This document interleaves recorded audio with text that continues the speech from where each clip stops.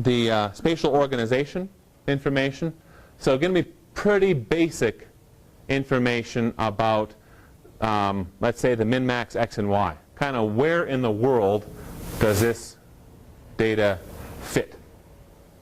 West coordinates, east, north, south, administrative locations, some citations in there, some storage information, data format, file size, so on and so forth. Major section 4, this is important stuff. Projection information. Name of the projection. Could say unprojected. If it says unprojected, what does that mean? What should you expect? If that's all you saw. Latitude and longitude. Lat long, right. That's right, that's unprojected GIS data. Units, okay, it could be decimal degrees, right? It could be meters, it could be feet. Expect to see something like that. Projection parameters, and then for image data you might see something about the name of the satellite, Landsat, Worldview 2, MODIS, all sorts of things. And for the MODIS you might see specifically the sensor might be called MODIS, the satellite might be Aqua or Terra, because that's officially the satellite that the MODIS sensor is on board. The path and the row, you know, all this different stuff identifying the real specifics of the image data, satellite image data. Okay? Anything in there jump out at you as, what's that mean? How would I ever use that? Anything? Does that all make sense based on what we've talked about raster data so far? Yeah? Okay. Major section 5, another one of the important ones is the entity and attribute information. Major section. We'd have our attributes. We'd have a list of all the attributes that occur in that GIS data set. A description, kind of it could be a paragraph, it could be a couple sentences, because sometimes those attributes are cryptic, very, very short little names. Maybe it's PLSS. Well, person like yourself who's learning this stuff, you say, oh, I betcha that is Public Land Survey System. But you like to know it. You don't like to take guesses. You shouldn't be making guesses. So you see PLSS, you go into this major section, you see, oh yeah, there it says, Public Land Survey System under the description of the attributes. Properties of the attributes will say, okay, this is a text field or a numeric field or whatever it is. Make sense? So if we see a list of attributes, and we see feature ID, area, perimeter, PLSS, bunch of stuff like this. What else do we know about this data set? Can we say this is vector or raster?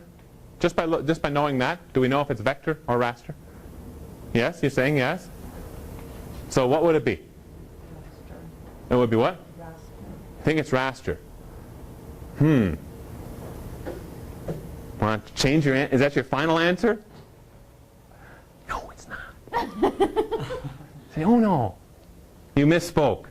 It's vector. I'm looking at bits per pixel.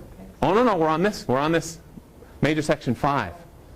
All right. So if we see stuff like feature ID, area, perimeter, PLSS, yada yada yada, we know now it's got to be vector data.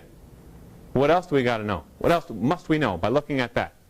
If there's shape, area, perimeter, those sorts of things in there, what else do we know about it? Polygon. It has to be polygon, doesn't it? Yeah, it has to be polygon.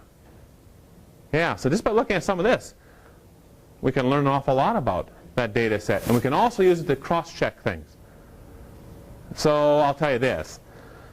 In the world of coverages, ArcInfo coverages, it is possible to take a point feature class, vector point feature class, and accidentally build polygon topology on it. And so, as a result of that, your point feature class from that point on will have an area field and a perimeter field, and it's going to be 0.000 all the time. Now, we don't work with coverages hardly at all anymore, but you might get them. You might download them. You might see them sometime in your career in GIS. If you see a point feature class and it has area and perimeter fields in it, delete them. They're wrong. It's a legacy of some error that happened a long time ago, and you would not believe how often that actually still happens if you bump into polygon feature classes. And even if you take that coverage, convert it into a shapefile or into a geodatabase feature class, that can still be there. So hey, clean it up, get rid of it. Make it correct. So this is another one of the very important major sections. Citation, major section 7, or metadata reference information. We get, here we see that the data was prepared by, this metadata was prepared by, if maybe there was an original source that was used, and this is a new version based off an original source, we'd learn all about that. We'd learn the lineage of that data set. Hopefully we'd learn quite a bit about it. Maybe at that point we'd learn, okay, this used to be a coverage called this. Then it was converted into an ArcGIS feature class within a personal geodatabase. It was reprojected from UTM into IDTM, whatever, those sorts of things. We may also learn, if we're dealing with raster data, that the source data was 10 meter pixels, but this data has been resampled to 100 meter pixels. Good to know that sort of information. And then what was the resampling technique that was used? Because the pixel data can change based on the resampling technique that's applied. Okay, and you'll have a chance to, if you haven't already, to read about resampling in your text later on in the semester if you haven't already done so. Have you guys read about resampling yet? No? It's coming up.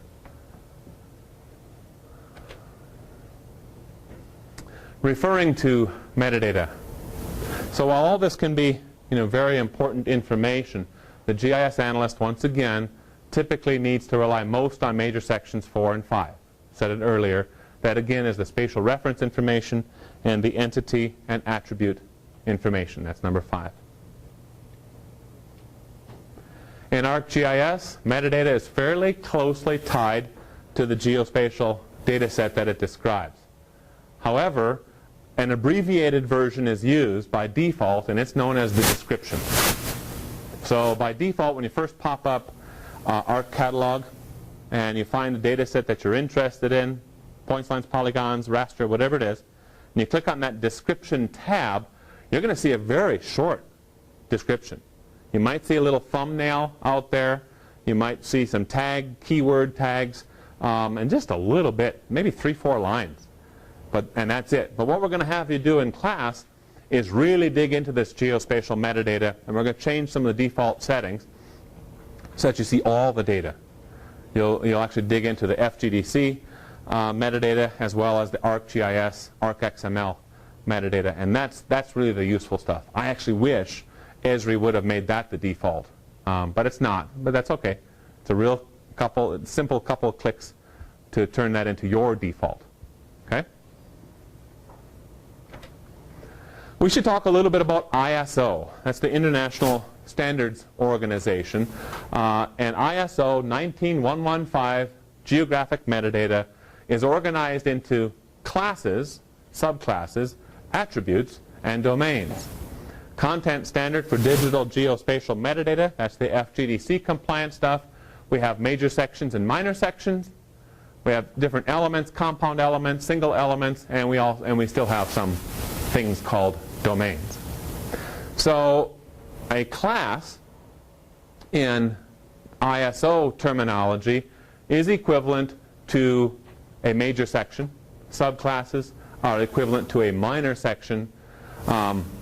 Elements and elements are equivalent to your attributes, and domains are equivalent to domains. There are, a variety of different formats that are out there. In fact, I have an entire book on my shelf which is geospatial metadata for the world, and it is a thick book, like that, like 2 inches. Now, that's a big book. I don't know how many pages, but it literally is a big book. And so for sure, without a doubt, geospatial metadata has caught on all around the world with all these different people doing GIS. But at the same time, there's lots of different versions of it. ISO was an attempt to standardize. Let's just have one main version out there.